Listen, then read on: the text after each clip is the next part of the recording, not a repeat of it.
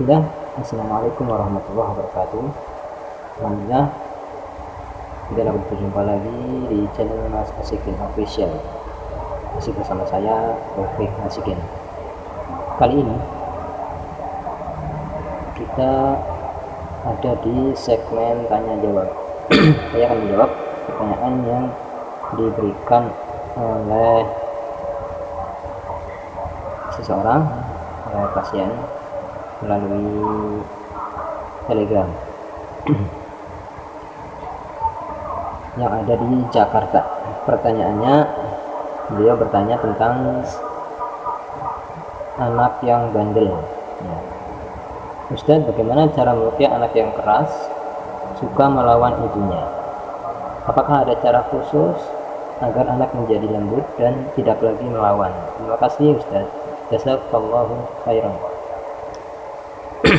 Baik, akan saya jawab. Bismillah.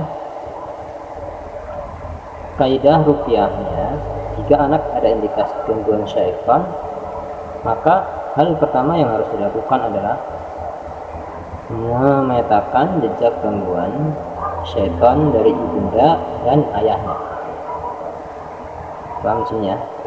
Ini adalah kita cari dulu pusat gangguannya dari mana, dari ayah atau dari jalur ibu gitu.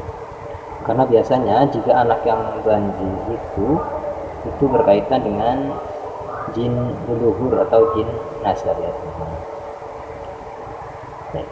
Karena anak kecil itu jarang terkena sihir kecuali sebab kezaliman atau hasad terhadap salah satu atau kedua orang tuanya.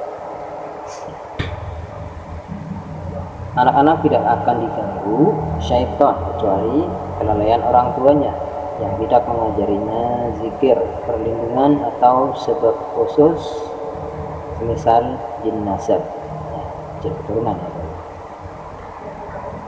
Jadi ruqyahlah ayah ibunya terlebih dahulu, atau ruqyahlah bertiga, ayah, ibu dan anak.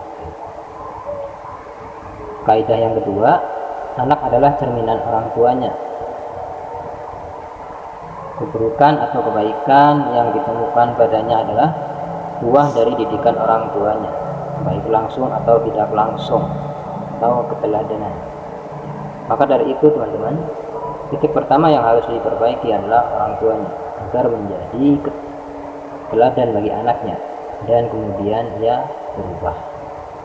Secara psikologis, anak adalah usia 2-9 tahun, sebuah masa emas pendidikan di rumah bersama ayah dan ibu. Jika ia sudah mencapai remaja 11-17 atau 18-19 tahun, ia mulai memasuki masa pendewasaan, bukan dikategorikan sebagai anak-anak lagi ya teman-teman. Maka ruqyahnya sama dengan manusia dewasa, bisa diruqyah sendiri kalau sudah di atas 19 tahun. Terakhir, jika perubahan sikap itu tiba-tiba terjadi, ia melakukan hal buruk padahal hal itu tidak ada pada dirinya sebelumnya, maka lakukanlah ruqyah ringan padanya. Misalkan, catat teman-teman, misalkan dengan membacakan surah Al-Fatihah, kemudian 10 ayat ruqyah pada surah Al-Baqarah ayat 1-4, 163-164, 255-257, kemudian 284-286, kemudian surat Al-Ikhlas, surat Al-Falaq, dan surat An-Nas ya, seperti itu ya teman.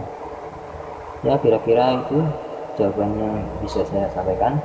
Semoga nanti teman-teman bisa mempraktekannya di rumah, atau mungkin bisa mempunyai kasus sama seperti ini ke praktisi ruqyah terdekat ya teman-teman. Atau kalau mungkin mau di rupiah oleh saya, bisa menghubungi nomor saya di kolom deskripsi ya. Baik, kira-kira itu saja dari saya, semoga bermanfaat. Wabillahi taufiq wal hidayah. Wassalamualaikum warahmatullahi wabarakatuh.